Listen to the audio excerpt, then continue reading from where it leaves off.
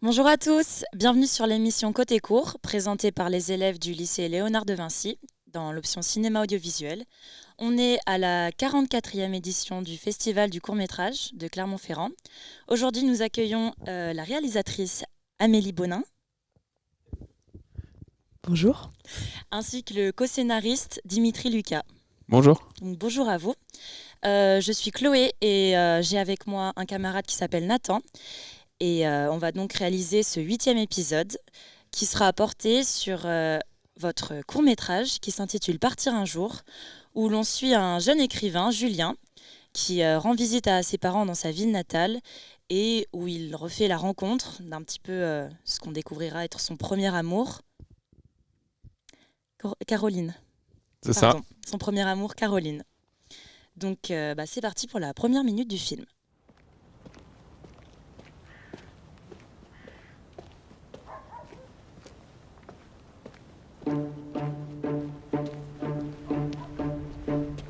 Pour l'envie que l'on a de guider ses pas, pour garder ses émois, écouter son cœur qui bat. Pour savoir regarder un ciel étoilé, tendre des mains à son destin. Vouloir plus fort encore demain. Partir un jour sans retour, effacer notre amour, c'est se retrouver. Film. Première question. Le livre de Julien, est-ce qu'il doit être perçu comme un hommage à sa campagne natale ou bien au contraire, est-ce que c'est plus un peu une critique voilà, ou une critique comme s'il en avait honte. Ça dépend de qui le lit. Je crois qu'un livre, il y a l'intention avec laquelle on l'écrit et puis chaque lecteur va avoir sa vision du livre. Là, il se trouve que dans le film, nous, on se dit quand on a écrit ce film que Julien n'a pas volontairement écrit une critique du milieu d'où il vient, mais que quand même, s'il est parti de cette ville-là et qu'il a voulu s'établir à Paris, c'est quand même qu'il y avait une sorte de rejet et que ça transparaît dans le livre et qu'en tout cas son père, c'est cette lecture-là qu'il en a fait et que c'est ça qui crée entre eux quand même une sorte de conflit. Oui, on avait remarqué que le père, il était plutôt du côté négatif du coup, comment il percevait ce livre. Mais pour vous, Julien, il l'a fait vraiment... Qu'est-ce qu'il voulait dire en fait à travers ce livre par rapport à ses origines ? Moi, je pense que Julien, il se sentait pas à l'aise là où il a grandi, qu'il aimait pas ce milieu, que c'est quelqu'un qui avait déjà envie d'aller à Paris, d'écrire des livres, qui peut-être rêvait d'une certaine, je sais pas si c'est une célébrité, mais une espèce de vie intellectuelle comme ça, comme on peut imaginer sans savoir à quoi ça ressemble vraiment, et que du coup, arrivé à Paris, il a fait un livre sur l'endroit d'où il vient, avec tout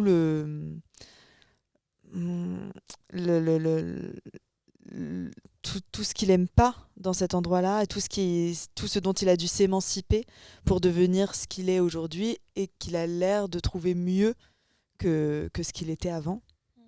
Mais je pense pas que c'était pour blesser les gens. Ça part vraiment, à mon avis, d'un ressenti personnel de se dire je suis pas à l'aise dans ce milieu-là et du coup voilà pourquoi. Et ce faisant, en fait, il blesse les gens parce qu'en plus il est cynique et qu'il a une façon assez froide d'en parler. D'ailleurs, il évoquait, quand il parlait avec Caroline, que c'était un petit peu aussi pour elle, le nombre de pages qu'il avait écrites. On se disait aussi le thème de l'amour, qui était assez principal quand même dans votre court-métrage. Et surtout, on a trouvé que c'était la frustration, parce que ces deux personnages, ils n'ont pas vécu leur amour pleinement, ils n'ont pas pu le consommer, disons. Est-ce que vous voyez là une sorte de morale dans votre court-métrage, le fait d'être sincère, de communiquer avec l'autre avant qu'il soit trop tard, ou pas du tout? Est-ce qu'on l'a mal perçu peut-être? Mal perçu, non. Après, c'est pas très moraliste comme film, au sens où c'est pas ce qui nous a animés à l'écriture. Je pense qu'on était plus animés par une volonté de narration et de dramaturgie qui fait que ce qui nous intéressait tous les deux, c'est de raconter des histoires qui sont parfois, malheureusement, pour des circonstances impossibles et qui n'existeront pas. Et ça, on a tous un peu connu ça, des gens qui se loupent. On cherche pas si quelqu'un est responsable de ça. C'est simplement que cette rencontre, elle s'est pas faite au bon moment, qu'ils n'ont pas su se le dire à l'époque et que malheureusement, l'ironie tragique du film, c'est que au moment où là, peut-être, ils sont capables de s'avouer qu'il y avait des sentiments communs et que là, ils ont peut-être l'air d'être alignés. Malheureusement, leurs conditions à ce moment-là de leur vie, puisque elle attend un enfant et que lui aussi, même si c'est pas rédhibitoire, mais ça fait obstacle à cette histoire et donc c'est une histoire malheureusement qui n'adviendra jamais. Mais voilà, mais je crois pas qu'on a voulu écrire moralement l'idée que s'il lui avait dit plus tôt, de fait c'est ça, hein, peut-être qu'ils auraient vécu ensemble, mais on n'était pas animés par la morale en tout cas. Oui, puis il y a aussi le fait que, mine de rien, même si ça n'a pas été consommé comme vous dites, ils ont réconcilié quelque chose. Le problème était qu'il y avait ce non-dit de cet amour où ils ne s'étaient pas dit qu'ils s'aimaient, pas au bon moment, et qu'en fait se revoir et la scène finale, par exemple, ça vient clôturer quand même quelque chose, et qu'il y a quelque chose des fois dans les films ou dans les histoires d'amour où, en gros, il faudrait qu'ils s'embrassent, en fait. C'est ça le truc. Et du coup, c'est pas parce qu'ils s'embrassent pas qu'ils n'ont pas mis un point final à leur histoire ou qu'ils n'ont pas retrouvé, qu'ils n'ont pas consolé ce qui devait l'être chez eux. C'est juste que c'est pas toujours la façon de résoudre les choses. Merci. Dans ce film, on se rend compte que les deux couples sont un peu au même stade, c'est-à-dire que chacun attend un enfant. Cette espèce de coïncidence, elle est, j'imagine, voulue. Qu'est-ce que ça veut dire? Je tiens quand même à dire que c'est la meilleure interview qu'on ait jamais eue jusqu'à maintenant. C'est vrai? Ah ouais, Ah, ouais. bravo. Je ne suis pas préparée à faire d'aussi bonnes réponses que vos questions. On n'a pas vraiment écrit Parce le qu'on livre sait de pas Julien vraiment par ce que ça exemple. veut dire, Et ouais. il n'a pas existé, donc là on improvise. Mais... Il y avait plusieurs choses. Il y avait une envie déjà de parler de cet état d'attendre un enfant, qui est un espèce d'état un peu presque transitionnel. On a l'impression que c'est le passage qu'on est enfant éternellement tant qu'on n'en a pas, et puis bim, d'un coup on passe à l'âge adulte avec toutes les responsabilités que ça implique et tout, et que donc se recroiser à ce moment-là précis, c'est très particulier. Et il y avait aussi cette envie de dire que justement, quand on est enceinte ou qu'on va avoir un enfant, on dirait que d'un coup, notre vie est centrée sur ça. Et que du coup, on n'a plus de désir, on devient raisonnable, responsable, sérieux. Or, c'est pas comme ça que ça se passe, quoi. Enfin, en fait, c'est pas parce qu'on est enceinte qu'on n'éprouve plus rien, et que si on croise quelqu'un qui nous provoque un choc émotionnel, ça a lieu quand même. Voilà, et pour Bastien, enfin Julien, c'était peut-être aussi l'idée de se dire que c'est des moments qui peuvent être un moment de crise ou de trouble pour un garçon. Que ça justifiait qu'à ce moment-là, il puisse se dire que cette occasion, puisque là il rencontre Caroline par hasard et qu'elle l'invite à passer la soirée avec lui, peut-être que sans l'enfant qui l'attend et sans ce moment où il se dit c'est maintenant ou jamais, c'est comme, je sais pas, dans les clichés des films, la veille du mariage, c'est le dernier moment s'il y a une fille avec qui on n'a pas couché. C'est des clichés, mais se dire que peut-être mentalement, dans sa tête, ça participe au fait qu'ils se disent c'est la dernière fois que je peux clôturer cette histoire d'amour qui date du passé avant que je passe à l'âge adulte, etc. Et puis effectivement, il y avait aussi, je pense, du côté d'Amélie qui a réalisé le film, une envie aussi plastique. C'est-à-dire que voilà, on n'est pas que dans de la théorie, de l'écriture, tout est justifié. C'est que avoir un corps de femme enceinte à filmer, des fois, c'est une chose dont on a envie, de voir comment ça bouge, comment ça interagit. Et effectivement, de se dire, une femme enceinte, elle peut tout à fait avoir envie d'un autre homme, et c'est pas, on n'a pas de jugement moral là-dessus, quoi.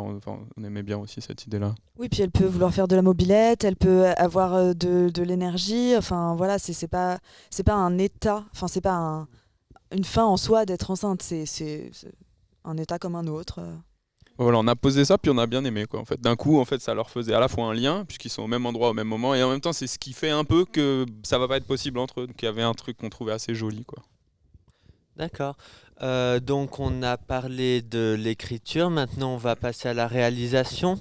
Donc dans votre film, il y a le choix des musiques, de faire un film musical avec des chansons. Comment est-ce que l'idée vous est venue? Ma grosse passion pour les chansons, grosse passion devant l'éternel. C'est vraiment, enfin, je sais pas, on écoute des chansons tout le temps. Nos parents écoutaient des chansons. Enfin, je dis chansons parce que c'est pas comme de la musique. C'est surtout des chansons francophones avec des paroles. Moi, je me souviens quand j'étais petite d'écouter des chansons de Brassens parce que mes parents écoutaient que ça, que je comprenais pas, mais qui quand même, dont je me faisais une idée spécifique. Enfin, et puis c'est des choses qui marquent en fait des moments. Enfin, quand on réentend telle chanson qu'on n'a pas entendue depuis 15 ans, bah, d'un coup, ça fait un effet émotionnel. Et c'est vraiment le côté Ratatouille, enfin, ou Madeleine de Proust, si on veut être plus intellectuel, mais le côté, ouais, d'un coup, cette chanson, elle nous ramène instantanément à l'endroit où on l'a entendue, à l'époque à laquelle on l'écoutait. Et donc, il y avait vraiment cette envie de les utiliser pour ça, pour accompagner les souvenirs et la nostalgie qui remontent. Après, j'ai l'impression que paradoxalement, là, on a l'impression qu'on a d'abord pensé une histoire d'un retour et qu'on s'est dit, ah tiens, une chanson, ça peut être un bon moyen de souligner qu'il revient et donc il y a ces chansons qui lui reviennent en tête. En réalité, on adore les comédies musicales et avant même de savoir ce qu'on allait écrire, on s'est dit que ça serait une comédie musicale avec des chansons. Après, il se trouve qu'on a essayé de leur trouver une justification. Et que là, dans le film, comme c'est un film sur le retour, sur la mémoire, sur cet homme qui revient à un endroit d'où il est parti, bah, les chansons permettent aussi de traduire ça. Comment il les réentend aujourd'hui, mais pas de la même manière. Les chansons n'ont pas tout à fait le même sens que quand il écoutait To Be Free à l'époque, quoi. C'est plus le même, voilà, c'est plus tout à fait la même chanson. Est-ce que pour vous, justement, l'utilisation des chansons, ça permet de mieux faire passer un message? Ça permet de mieux faire sentir l'émotion, je pense. Plus joliment, des fois. Et puis il y a aussi le fait qu'on s'est rendu compte, je ne sais pas si c'était volontaire, mais que ça crée c'est des morceaux de mémoire collective aussi, et que ça nous permet de créer, alors particulièrement à notre génération, sans doute des chansons qui parlent un peu moins à votre génération, mais de fait, bah, les gens souvent qui regardent le film ont un rapport eux aussi personnel à ces chansons, et ça permet de créer un lien comme ça immédiatement entre le film et le spectateur, parce que ça leur rappelle aussi eux à quelle époque ils écoutaient ça, que ce soit des parents qui ont subi ça parce que leurs enfants écoutaient ça en boucle, ou les enfants que nous on a été qui écoutions ça à l'époque. D'accord. Et ben maintenant, j'aimerais bien, si vous le souhaitez, qu'on passe sur un personnage précisément. C'est Julien. J'ai cru que tu allais nous demander de chanter, je commençais à être Non, très non, mal à non. l'aise. Heureusement que non. Enfin, d'ailleurs, avec. Non, je dis pas que vous chantez mal, hein. Mais c'est vrai que Nathan et moi, on a parti un jour en boucle dans la tête depuis quelques jours. Et je pense que nos camarades en ont un petit peu marre. Mais bref, je voulais parler de Julien et d'un peu ce qu'il incarnait. On trouvait que c'était un peu l'homme qui cherchait la liberté, sa propre liberté à lui-même. Sauf que dans ce court-métrage, il l'a trouvé en partant, en allant en ville, en écrivant son livre. Est-ce que pour vous, la liberté, elle s'acquiert vraiment en partant, ou est-ce qu'il aurait pu en trouver une autre différente avec d'autres personnes dans sa vie, comme Caroline par exemple, en restant avec sa famille? Ou est-ce que c'était inévitable, le fait de partir, de tout changer? J'ai l'impression que c'était inévitable pour lui, apparemment. Je pense pas que ce soit inévitable dans l'absolu. La preuve, c'est que elle, j'ai l'impression que c'est une fille assez libre. Elle n'a pas l'air de subir sa vie. Enfin, elle a l'air assez libre dans la façon dont elle s'exprime, dans la façon dont elle s'amuse. Et or, elle est restée là et tout. Donc, mais lui, oui, je pense qu'il avait besoin de s'émanciper. C'est propre à chacun, quoi. En tout cas, on n'avait pas un message absolu, quoi, de dire il y a une façon d'obtenir. Ouais, je sais pas si on parlait de liberté, en tout cas, nous, il se trouve que tous les deux, on a dû partir du milieu où on était. Moi, j'étais en banlieue, Amélie était en province, puis on a fait nos études à Paris parce que c'était la vie comme ça. Donc, ouais, un personnage qui traduit un peu ça. Mais justement, la question du film, c'est plutôt de se dire, il restera toujours cet inconnu de savoir que se serait-il passé si j'étais resté. Il n'y a pas de réponse. Enfin, lui, on a l'impression que c'était son chemin à lui, qu'il était évident.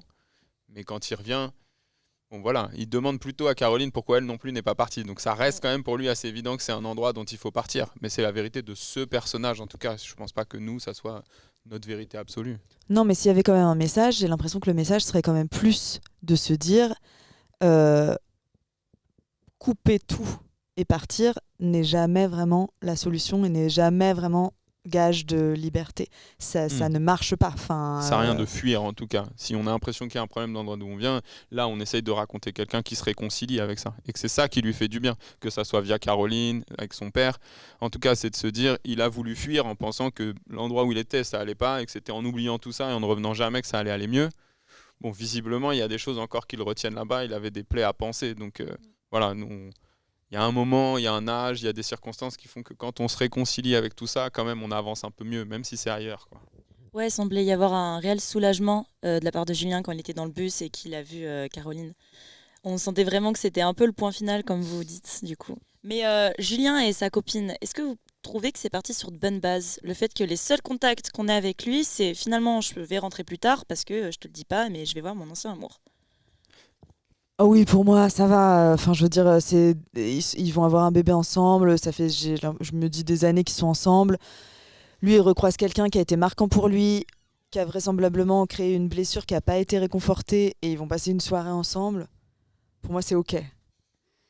En tout cas, c'est pas une question qu'on se pose vraiment, mais c'est aussi la contrainte des courts-métrages. C'est-à-dire que, voilà, typiquement, il y a des personnages qu'on ne peut pas trop se permettre d'aller fouiller, etc., parce qu'on a une forme restreinte et qu'en tout cas, c'était l'histoire plutôt de Caroline et de Julien qu'on avait envie de raconter. Mais peut-être dans le long-métrage, on en saura plus sur l'autre. D'accord. Eh bien voilà, c'était Côté Court, l'émission par les élèves de l'Obstiné avec Amélie et Dimitri. Dimitri. Merci. Voilà. On vous remercie d'avoir participé à ce dernier épisode. Et bonne fin de festival pour ceux qui y sont et bonne fin d'émission pour ceux qui n'ont pas la chance d'y être. Merci. Merci à vous.